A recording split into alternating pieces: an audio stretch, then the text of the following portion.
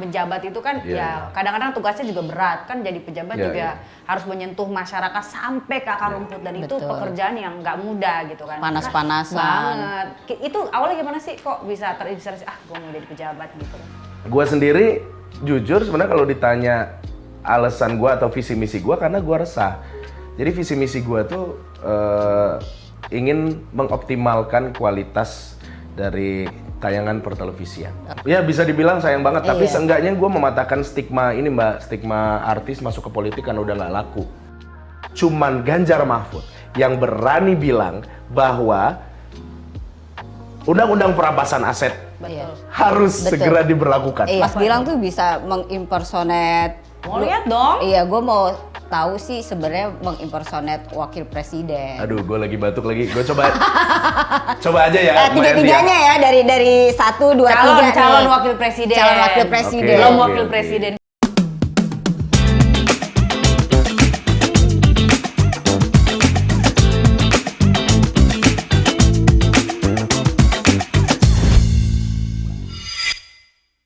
Selamat datang di podcast Progresif, program gotong royong untuk ekonomi sejahtera dan inklusif. Hari ini kita kedatangan bintang tamu luar biasa, kece banget deh orangnya. Dulunya katanya supermodel, nggak tahu sekarang masih supermodel apa enggak. Model aja Mbak. Langsung aja kita sambut Mas Gilang Dirga. Siap, assalamualaikum. Mega Bintang. Mega Bintang. Oh, Ivan Gunawan kalau Mega Bintang. Bener. Welcome to our Progressive House. Udah mampir ke rumah progresif kita. Terima kasih. Pasti sibuk banget nih kegiatannya macam-macam. Alhamdulillah lumayan, tapi agak insecure nih sekarang nih, karena kenapa kan kalau tuh? aku harus pakai bantal, kalau nggak tuh nggak enak banget. Punya bantal sendiri soalnya. Nggak apa-apa lah, gemoy. Oke, aku juga mau ngajakin semua sahabat progresif untuk gabung bersama kita. Bisa juga follow sosial media kita, karena di sini kita banyak membahas hal-hal menarik seputar dunia usaha, tentang UMKM, tentang semangat wirausaha, dan juga isu-isu perkembangan politik yang lagi hot-hotnya nih sekarang. Nah, kira-kira kita mau nanya-nanya nih sama Mas Gilang. Boleh dong, boleh banget. Cerita dong sama kita gitu kan, dulu mulai awal karirnya kan model nih gitu kan. Itu kenapa sih kok tiba-tiba mau mutusin gue mau jadi model why? Apakah emang udah ngerasa ganteng apa gimana? Jadi dulu itu kan aku kuliah di Bengkulu, di Universitas Hukum, Universitas Bengkulu Fakultas Hukum. Semester pertama itu lancar kuliahnya. Semester kedua aku tuh tes akademi militer. ABRI. Masuk ABRI. Orang dulu banget tuh ABRI. Sekarang masih TNI ya? TNI. Ya benar. Tapi ya aku juga masih taunya ABRI. Tapi ini waktu itu karena tes kemudian akhirnya nggak lulus. Sementara kuliah 1 semester, di semester 2 tuh udah terbengkalai tuh. Akhirnya mikir, ngapain lagi ya gue ya, ini kuliah udah ketinggalan gitu kan, teman-teman yang lain udah pada maju ke semester yang ketiga gitu. Aduh, ngapain ya, bingung banget nih. Tiba-tiba ada tawaran untuk ikut lomba pemilihan model Indonesia waktu itu by almarhum Ramli. Nah, akhirnya aku ngambil kesempatan tersebut untuk datang atau hijrah ke Jakarta kembali. Kenapa kembali? Karena aku dulu lahirnya memang di Jakarta. Nah, terus aku ngerasa, wah kalau di Bengkulu mah nggak akan berkembang kayaknya. Jadi mesti hijrah sih memang ke kota besar. Akhirnya setelah memutuskan hijrah, lomba pemilihan model itu dilaksanakan. Alhamdulillah dapat 3 kategori waktu itu, juara 2 busana daerah, sama juara persahabatan. Lumayan tuh hadiahnya kan, sebagai bekal untuk hidup di Jakarta gitu kan. Nah terus kemudian pada saat lomba model itu ada apa namanya, seperti pencari bakat gitulah dari PH-PH. Kan zaman itu belum ada Instagram, belum ada apa. Iya belum. Nah, berarti tua ya? Hitungannya lumayan lah. Milenial, tapi kayaknya awal milenial banget nih gitu kan. Jadi alhamdulillah dari sana memutuskan untuk kayaknya berkarir di dunia entertainment ini adalah ranah yang pas untuk gue gitu waktu itu. Tapi dia lebih lucu loh dibanding pelawak. mukanya sih model gitu loh. Dulu sih model ya, badannya dulu segini ya. Sekarang kan segini nih. Di catwalk. Dulu model catwalk. Oh iya, dulu. model catwalk. Model baju gitu ya. Model baju, bener. Jadi itu dulu diajarin betul-betul basicnya seperti apa, jalan tuh gimana. Karena kan kalau model catwalk itu kan jatuhnya kita tuh jualin baju, jualin baju dari desainer supaya terlihat menarik, sehingga orang mau membuat baju tersebut atau membeli baju tersebut kepada desainer saat itu. Pernah satu panggung sama model internasional atau nasional yang terkenal? Dulu paling sering tuh satu panggung sama Paula. Oh, Paula. Verhoeven. Oh, itu temen aku main tenis, Paula. Oh iya. Wih, luar biasa. Jadi memang Paula saat itu tuh sudah namanya udah luar biasa kan ya, dikenal di mana-mana. Dan udah go internasional juga saat itu Paula. Jadi Paula juga lah yang ngasih beberapa masukan ke guanya juga, dan gua sering dipasangin sama Paula. Karena tinggi kita hampir sama. Iya, dia tinggi banget. Dia tuh tingginya sama 183. Makanya dia nggak pernah pakai heels. Iya sih. Jadi dia selalu pakai kalau heelsnya tuh yang 5 cm paling gitu. Karena jomplang banget gitu. Terus gue ngerasanya juga kalau sama dia, kalau udah dia pakai sepatu ya tinggian dikit gitu kan. Makanya setelah ngerasa dunia model itu nampaknya gitu-gitu aja, beralihlah karena kurang cuannya, lu beralih itu satu. ke host. Betul.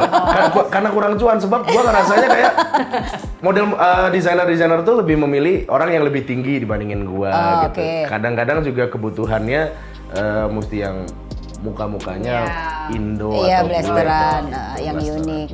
Jadi setelah itu baru deh mulai sekarang punya podcast juga ya? Alhamdulillah punya podcast, cuman sekarang lagi nggak jalan. Karena sibuk dapil ya? Nyalon dari mana sih, partai mana? Dari partai P3. Nomor 6 di Dapil Jakarta ngomong Timur. dong sama penonton kita. Buat masyarakat Jakarta Timur, assalamualaikum. Jangan lupa ya, pilih saya ya, nomor 6 dari P3. Kalau misalkan bingung, buka kertas surat suaranya di DPR RI, lihat paling kiri bawah. Kiri bawah. Iya.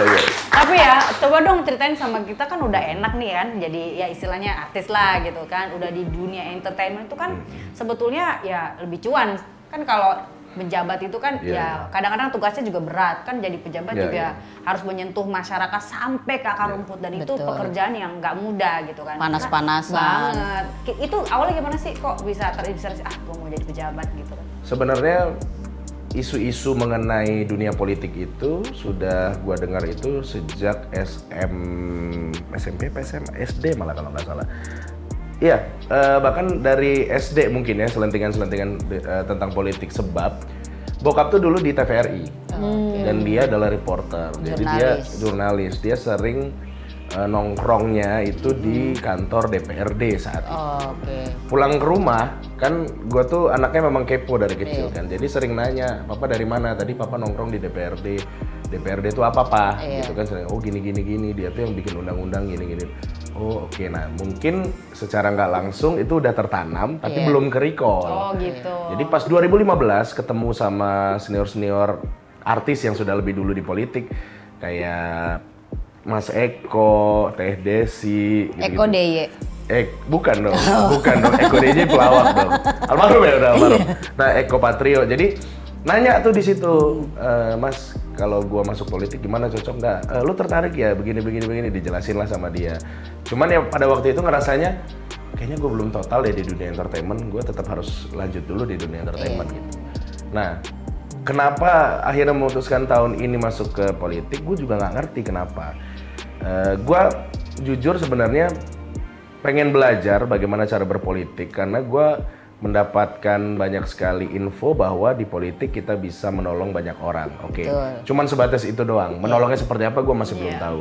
Akhirnya gue membangun komunikasi lebih intens dengan Mas Eko, dengan orang-orang dari PDIP, ada juga dari banyak lah, mau kuning, biru, segala macam semua ada. Nah cuman akhirnya ketika semua itu gue dihadapkan dengan banyak pilihan, yang gue lakuin istiqoroh. Setelah gue istiqoroh, yang terjadi adalah bahwa petunjuknya kayaknya memang ke P3. Oh gitu.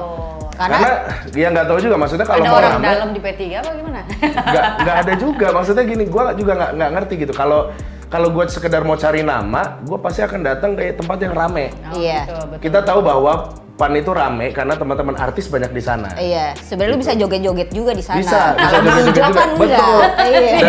Dan gue punya basic untuk apa namanya seru-seruan Iya, bareng gitu ya. bener. Gue juga Temen nggak tahu. semua Gue juga soalnya. nggak tahu kenapa. Oh, jadinya P3 ya. Gue juga nggak ngerti kenapa ya. Mungkin memang sudah ditunjukkan oleh Allah arahnya mesti ke sana. Dan gue sendiri jujur sebenarnya kalau ditanya alasan gue atau visi misi gue, karena gue resah. Jadi visi misi gue tuh ingin mengoptimalkan kualitas dari tayangan pertelevisian. Oke. Nah itu ranah gue banget. Iya. Ibaratnya kalau gue bicara soal pertelevisian, gue bisa jelasin dari A sampai Z. A sampai Z. Kalau tanya gue soal pertambangan, gue nggak ngerti sama sekali. Oke. Gitu. Gue pasti perlu proses untuk belajar. Nah kenapa gue resah? Karena gue ngerasanya televisi ini salah satu faktor penting untuk membentuk mindset anak bangsa demi terwujudnya cita-cita Undang-Undang Dasar 1945, yaitu mencerdaskan kehidupan bangsa. Oh ya, jadi lebih ke edukatif lah ya, edukasi Iya, gua gitu ya. jujur ya, memang agak sedikit kontradiktif karena gue masih di TV tapi gue seperti seolah-olah mendiskreditkan televisi. Padahal bukan itu. Yang gue inginkan itu sebenarnya adalah membangun ide-ide yang konstruktif supaya televisi ini ditonton lagi oleh masyarakat. Kenapa ditonton lagi? Karena berdasarkan data dari IDN, milenial itu hanya 7% yang nonton, Iya. Gen Z hanya 1% yang nonton Betul. TV. Semuanya YouTube ya. Sisanya sosial media. Betul. Iya, betul. Karena apa? Karena memang ya nggak menarik. Sebab apa? Karena acara TV sekarang seragam gitu-gitu Iya. aja. Artisnya yang dipakai juga itu lagi. Itu aja. Tapi Betul. ada beberapa juga acara TV yang ngundang orang-orang yang viral tanpa, mohon maaf, kualitas, Iya. tanpa kompetensi yang jelas. Akhirnya seringkali terjadi benturan antara netizen dengan KPI. Iya. Netizen protes, kenapa sih TV yang mengundang begini-begini kok nggak ditindak gitu-gitu kan. Nah dari sini gue ngerasa, oke, sepertinya harus ada yang menengahi perdebatan ini, sehingga gue ngerasa kayaknya gue harus masuk ke DPR deh untuk bisa mengoptimalkan lagi kinerja televisi. Memang sih yang gue incar adalah Komisi 1 biar gue bisa bermitra sama Kominfo. Oh gitu. Ya bagus banget berarti programnya. Tapi sebenarnya sih Mas Gilang masih sibuk ya? Masih sibuk syuting nggak sih? Stripping loh. Masih stripping alhamdulillah. Sehari bisa 3 ya stripping? Nggak 3 lah, 2 lah gitu kan, 2 gitu. Cuman ya sayang alhamdulillah gitu. Ya bisa dibilang sayang banget. Tapi Iya. seenggaknya gue mematahkan stigma ini Mbak, stigma artis masuk ke politik kan udah nggak laku. Di gue oke. alhamdulillahnya enggak gitu. Gue masih alhamdulillah laku gitu. Iya lagi hype banget. Misalnya nih nanti ya kita sih berharap Mas Gilang terpilih lah gitu. Iya, kan. iya, iya. Kalau misalnya udah jadi anggota dewan nih, oke lah fokusnya mudah-mudahan bisa masuk di komisi tadi, terus Komisi fokus satu, di Kominfo itu kan untuk bisa sinergi di situ, memperbaiki tayangan-tayangan yang lebih edukatif dan terkonstruksi seperti yang Mas Gilang sampaikan. Tapi ada satu hal mungkin selain mencerdaskan kehidupan bangsa, mungkin kita juga perlu memahami untuk bagaimana Indonesia juga lebih sejahtera nih, which is ini fokusnya progresif, makanya kita juga mempromosikan produk-produk UMKM supaya kita sejahtera lah semua secara inklusif dan merata. Iya, iya, Betul, iya. salah satunya tuh. Salah satunya ini kemarin kita udah banyak juga produk Oh, ini ya? kuliner. Ini Iya. Yang ini? tas-tas. Bukan ini bukan. Pak, Oh, ini iya, Pak. sorry, Iya. sorry. Iya. Ini produksi lokal UMKM. Iya, Iya. bagus. Ini ada Indonesianya juga nih, kreatif ya kan, motif-motifnya. Nah, ini adalah produksi dari sahabat kita Mbak Novita Dewi yang juga kebetulan beliau di tim saya sebelah, tapi kita semua bersahabat. Ini perempuan-perempuan Bagus hebat, kita banget. tetap Iya, bersahabat iya. semuanya. Tetap mensupport. Iya, walaupun di kontestasi kita komunikasi lancar, baik-baik Iya. aja dan sehat gitu. Iya dong, harus begitu memang. Indonesia tuh harus bersatu, makanya tuh kita milihnya 3 Persatuan Indonesia, itu kan penting. Iya, Nah, makanya kira-kira- jangan lupa pilih 3. Masuk ya? Masuk. Aduh maaf ya, aku tuh lagi batuk lagi apa jadi gak enak banget nih ngomongnya. Gitu. Kira-kira ada nggak sih yang Mas Gilang pikirin kalau untuk program mencerdaskan kehidupan bangsa dan juga bisa juga mensejahterakan juga, kira-kira apa sih program apa yang bagus buat di dapil Mas juga nanti kan? Oke, kalau bicara soal relate-nya sama masyarakat di dapil, mungkin secara langsung tidak. Iya. Visi misi yang tadi coba aku sebutin tuh mungkin nggak relate sama masyarakat di dapil, tapi ini bisa berpengaruh besar untuk 5, 10 tahun, 15 tahun ke depan. Jadi visi misi yang tadi gue omongin itu Mbak bukan buat gue sebenarnya. Buat Indonesia ke depannya gitu. Menuju Indonesia Emas. Menuju Indonesia Emas 2045. Karena gue pengen banget anak-anak muda sekarang itu distimulasi pikirannya untuk bisa adu gagasan, untuk bisa debat dan bisa mengoptimalkan kerja dari pikiran mereka, dari otak mereka. Dengan cara memberikan ide, kemudian idenya didebat oleh ide yang lain, kemudian didebat lagi oleh yang lain. Nah ini kan bisa menjadikan kita tuh masyarakat yang pintar akhirnya. Debat terus tapi eksekusinya nggak jalan. Nah harusnya memang ada penyelesaian, karena tujuannya sama sebenarnya kan. Kalau kita bicara kembali ke masa lalu, kita tahu anak-anak muda Indonesia ini begitu luar biasa. Sebut aja Syahrir misalkan.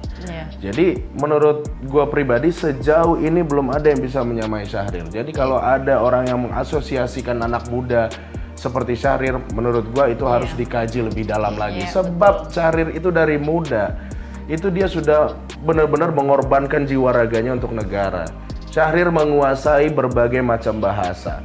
Diajak debat Syahrir bisa, bahkan sampai berdiplomasi ke luar negeri. Itu anak muda. Nah, kita pengen anak-anak muda itu jadi seperti dia. Representasi anak muda ya begitu. Jangan mundur lagi. Nah, kira-kira seperti itu. Kemarin kita jalan ke Banten, banyak sih anak muda yang seperti Syahrir itu. Banyak banget. Banyak, tapi memang nggak ada media yang melihat mereka mungkin atau belum ada panggung buat mereka, jadi itu tidak terekspos. Kita kemarin tuh bareng sama Bang Sandi juga ya. Kita sosialisasi lah soal progresif ini apa, kemudian kita juga buat semacam lomba lah public speaking. Dan pinter semua. Iya jujur Li, kayak kaget juga, wah ternyata anak-anak ini benar-benar luar biasa. Dia jago untuk public debat, speaking, adu gagasan, pokoknya keren banget deh. Terus langsung ngobrol nih sama Yanti, wah ini kita harus sering-sering nih bikin program seperti ini supaya kelihatan oh ternyata banyak sih anak muda Gen Z, tapi yang seperti ini yang mesti kita fokusin supaya ya itu tadi jadi berkualitas lah gitu kan. Mereka tuh kurangnya cuma satu, nggak ada koneksi doang. Jadi nggak ada kedekatan dengan pihak-pihak ya tadi ordal-ordal tadi gitu loh. Padahal kalau misalkan mereka diberikan ruang tuh mereka akan jauh lebih matang mungkin gitu. Nah bicara soal UMKM juga ini salah satu kekhawatiran banyak anak muda juga, banyak ibu-ibu juga sebetulnya. Produk mereka bagaimana caranya bisa laku. Nah kebetulan di P3 itu kan Pak Sandiaga juga sering posting bahwa nanti kalau misalkan P3 diberikan kesempatan untuk bisa duduk lagi di parlemen, kita menang, kita juga akan semakin mengoptimalkan kinerja kita untuk bagaimana memberikan edukasi kepada masyarakat, khususnya di bidang UMKM untuk memasarkan produknya secara baik. Kemudian diberikan modal juga untuk kerja. Jadi supaya maksudnya kita tidak memberikan ikan, tapi kita beriin pancingnya supaya bisa bekerja sendiri. Dan kalau kita berikan ikannya ya akan manja sekali. Manja, abis dimakan udah abis, nggak bisa mancing lagi gitu kan. Iya gitu kan, ya maksudnya Indonesia bukan berarti nggak boleh dimanja, boleh, tapi kita harus lihat-lihat dulu mana yang penting, mana yang enggak. Betul. Jadi kayak kemarin juga kita kolaborasi nih sama P3 kan untuk bikin acara progresif di sana. Nah itu memang aksi nyata, jadi nggak mesti nunggu kepilih siapa presidennya, tapi langsung terjun all out. Jadi kasih bantuan untuk mulai usaha, ya lumayan lah ya. Terus ya aku pikir juga memang kita akan banyak lebih sinergi dengan P3 juga karena memang beliau itu sangat concern juga sama UMKM gitu. Jadi sejalan sama program kita gitu. Nah itu yang menarik dari P3 itu, bahwa memang kepentingan umat itu selalu didahulukan. Jadi gue ngerasa setelah gue terjun ke dunia politik melalui P3, gue makin yakin bahwa gue nggak salah pilihan. Jadi memang pilihan gue ini sangat tepat. Kapal yang gue tumpangi ini memang insya Allah tepat gitu.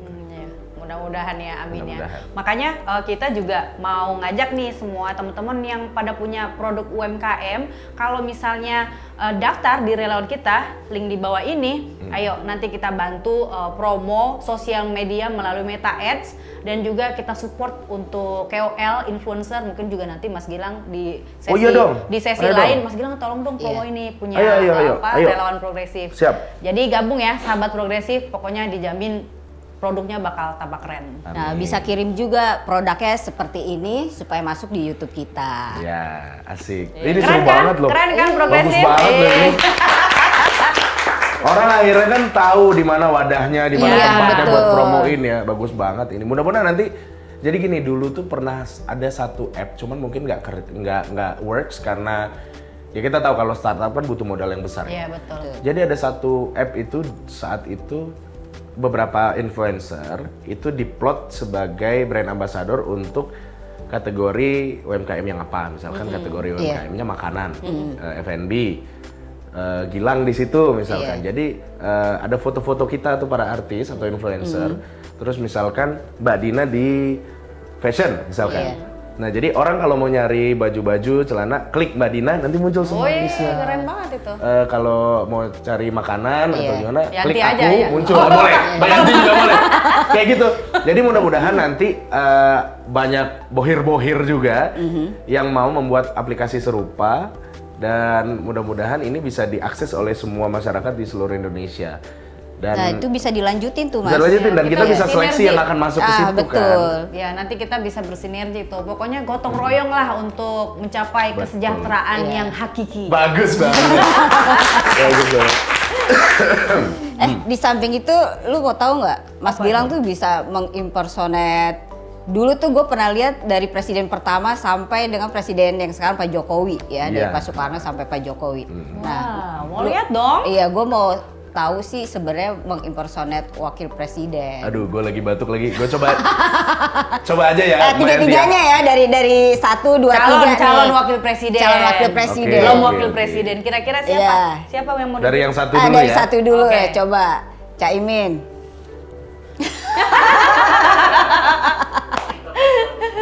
Oke. Ya sekarang gini Mbak. Kalau kita bicara soal Palestina, kita pasti akan membebaskan Palestina. Karena menurut undang-undang kita bahwa memang kemerdekaan itu ialah hak segala bangsa. Dari situ kita bisa berkaca bahwa kepentingan masyarakat di Palestina itu adalah kepentingan kita juga gitu. Gue nggak tahu ya mirip apa enggak ya. Kurang kacamata sama peci Gue kayaknya. kacamata sama peci dong. Iya. Sumpah mirip banget. Sumpah mirip banget. Iya. Nah, oke, 2. Yang kedua ya. Oke. Asam sulfat.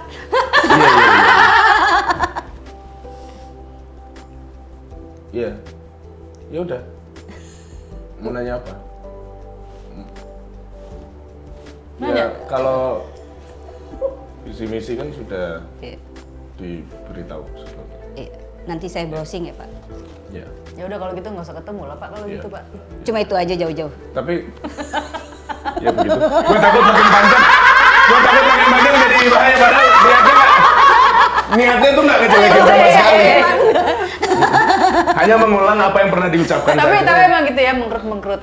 Oke. Ya, kalau gestur beliau seperti itu. Iya. Nah, sekarang Pak Mahfud. Lu butuh peci nggak sama ini kacamata? Gua ambilin. Coba ya kalau nggak pakai kira-kira gimana ya? Pak Mahfud ya. Ya kita itu harusnya memberikan info ke masyarakat itu jangan sampai menyengsarakan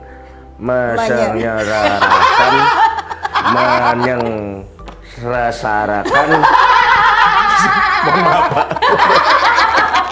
Gokil. Gue ditembak, gue belum belajar. Oke. Luar biasa, mirip banget. Cawapres ya, Di Cawapres. Keren. Ya gitu kan, lu udah nggak penasaran? Enggak. Makanya lu nonton di YouTube ya, Mas Oh, Gilang. nonton dong. Nah, Kalau kemarin itu ada kemarin event Zikom Fest namanya, gue impersonate 3 calon presiden kalau kemarin. Oh, kalau kemarin. Jadi turun ke dapil pakai impersonate semua ini dong, tokoh dong. Impersonate ilmu mereka. Oh, oke, siap. Jadi sehingga kalau misalkan ada pertanyaan, gue bisa menjawab. Tapi kalau ada yang nggak bisa gue jawab, pasti gue akan tanya ke tim ses gue yang lebih mengerti. Iya. Karena kadang-kadang kita sebagai artis itu nggak semua kita tahu kan. Betul. Selama ini pekerjaan kita di dunia entertainment kemudian harus turun langsung ke masyarakat, tapi kesini-kesininya pelan-pelan gue udah mulai paham bahwa hampir semua masalah yang terjadi di dapil gue itu sama. Jadi mulai dari KJP, mulai dari BPJS, PIP, kemudian ada perangkat-perangkat mereka juga seperti Dawis atau Jumantik gitu-gitu, mereka punya problem yang sama. Kemudian pendataan mengenai lansia, bagaimana perangkat RW dan RT selama ini bekerja, nah itu permasalahannya hampir sama semua. Jadi kesini-kesininya pelan-pelan gue coba belajar dan mulai paham sedikit demi sedikit. Gitu. Tapi cost-nya pasti lebih murah ya pada saat nanti lu bikin panggung hiburan di masyarakat, di dapil-dapil, karena lu bisa nge-host, bisa nyanyi, jadi lu semua tuh ya nggak usah ngundang temen yang lain. Tapi nggak tahu juga ya. Iya, kalau semuanya bisa loh. Iya, cuman sejauh ini sih kita tuh jarang pakai panggung beneran panggung, ada organ tunggal, ada gendang gitu-gitu enggak. Kebanyakan memang ketemu langsung sama masyarakat, karena jujur kalau gue pribadi lebih suka dengar apa yang mereka pengen curhatin. Iya. Kalau kita udah pakai panggung, maka komunikasinya akan satu arah. Kalau kayak begini, gue jadi bisa tahu mereka masalahnya apa gitu kan. Karena gue niat bantu. Ibaratnya gini deh, kalau boleh dilihat dari sosial media yang gue buat sendiri untuk Jakarta Timur, maupun dari kegiatan-kegiatan yang selama ini gue jalani, bahwa kayaknya dari sekian banyak artis tuh gue termasuk salah satu yang rajin untuk turun ke bawah. Iya. Supaya gitu. lebih dekat dengan supaya masyarakat. lebih dekat dan lebih tahu masalah mereka apa. Karena gue pengen tahu gitu. Jangan sampai kalau misalkan qadarullahnya gue jadi, gue nggak ngerti harus ngapain. Gitu. Nah, jadi banyak juga artis-artis yang mungkin ngerasa namanya sudah dikenal, cukup balihonya aja, spanduknya aja. Jadi mereka nggak harus turun setiap hari ke masyarakat. Jadi gue benar-benar bersalaman dengan mereka, gue benar-benar berinteraksi dengan mereka, gitu, panas-panasan sama mereka. Jadi Gitu. makanya agak gelap lah ya. Jadi biar tahu sebenarnya problem tuh apa. Kadang-kadang kita banyak bicara tapi belum ngalamin sendiri, kan nggak tahu juga. Iya, itu benar tuh, bahaya banget gitu loh. Kalau misalkan kita menyelesaikan sesuatu tapi kita nggak ngerti problematika di lapangannya seperti apa, itu bahaya banget. Tapi yang paling umum pasti di masyarakat semua serba mahal, apalagi nyambut tahun baru nih. Terus juga pekerjaan sulit. Iya, itu benar, itu benar. Gimana mereka juga khawatir soal gini, kalau di Dapil Jakarta Timur itu kebanyakan ibu-ibunya yang khawatir anak mereka lulus dari sekolah SMA atau SMK, terus kerjanya gimana gitu.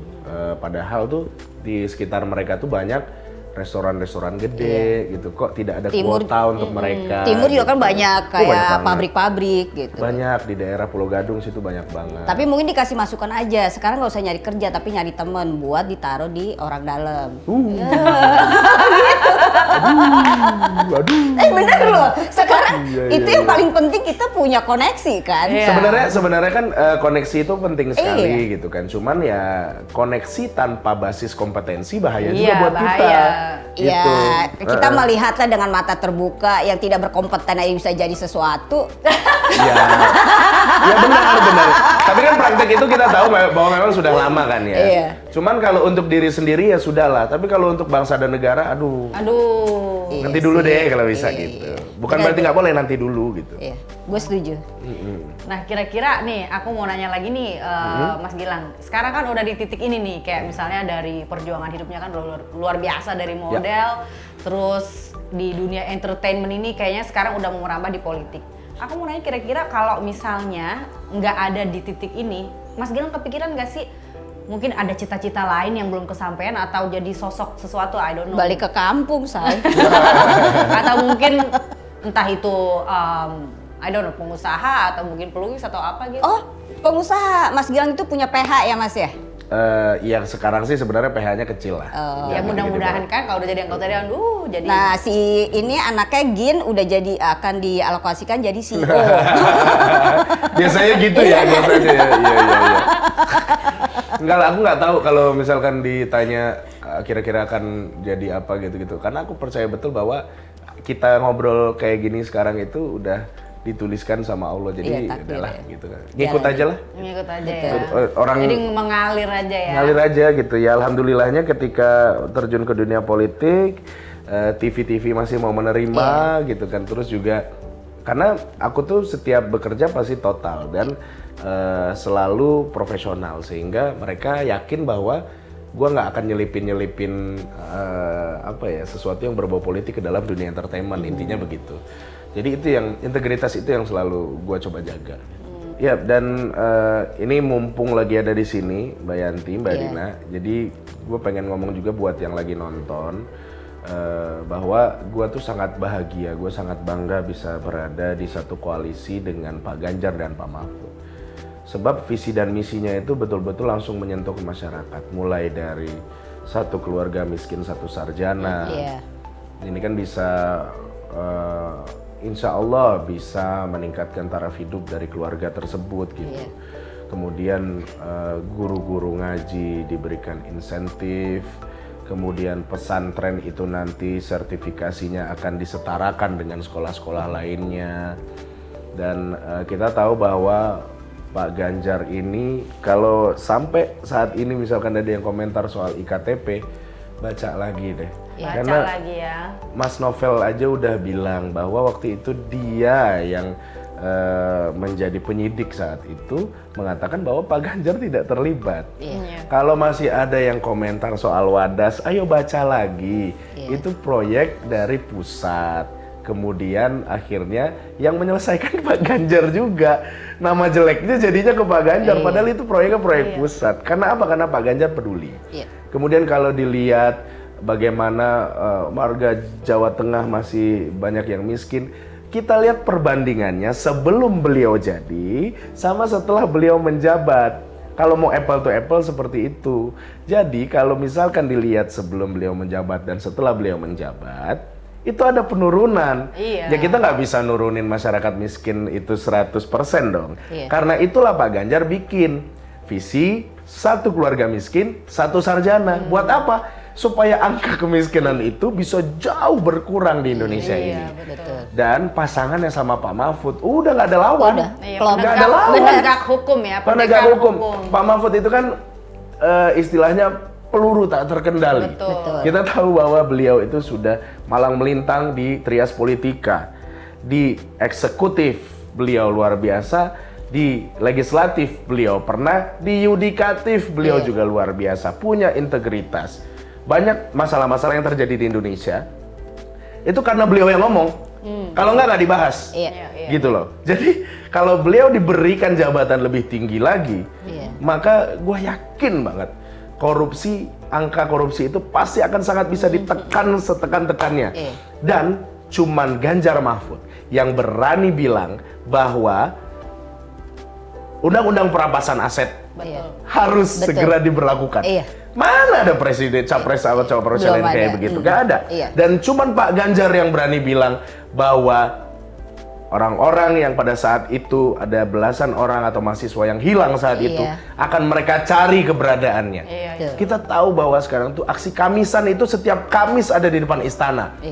Itu ibu-ibu, bapak, gue merinding. Itu jadi gue ngebayangin gini, gue punya anak. Gue punya anak dari kecil, anak tersebut gue gendong-gendong, mulai masuk sekolah, kemudian ketika masuk sekolah kita, aduh anak gue udah masuk sekolah ya, gitu kan. Terus masuk SMP, SMA, kuliah. Kemudian ada satu hari dia pamit ke kita. Terus nggak pulang lagi. Terus dia nggak pulang lagi. Gimana perasaan orang tua coba? Mungkin yang nggak relate ngomongnya kayak, ya udahlah memang kita kan negara kita enggak. Nggak bisa beda begitu. Cerita. Mereka tuh pejuang demokrasi loh. Mereka tuh harus diketahui haknya seperti apa. Dan cuman Pak Ganjar yang berani. Makanya tuh banyak banget yang asli. Mantap, Mas Gilang. Ya maksud gua, tolong ini di highlight supaya kita melihat fakta.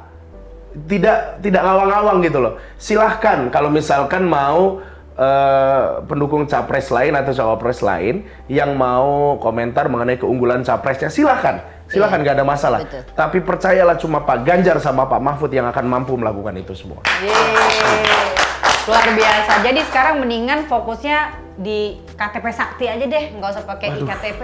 Lu ngerasa nggak sih kalau di luar negeri itu penduduknya itu cuma pakai satu kartu? Iya, betul. Mulai naik tram, naik MRT, naik LRT gitu-gitu ada. Semua satu kartu aja ya. Sampai masuk hotel juga. Enggak ya? Enggak.